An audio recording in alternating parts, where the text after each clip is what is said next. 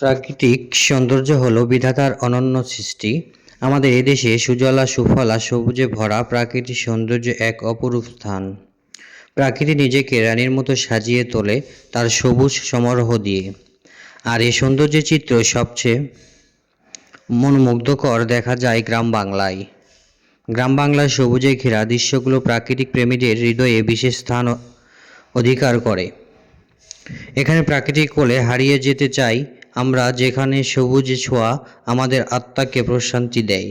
আমাদের গ্রাম বাংলার সৌন্দর্য লেখার প্রকাশ করা অসম্ভব।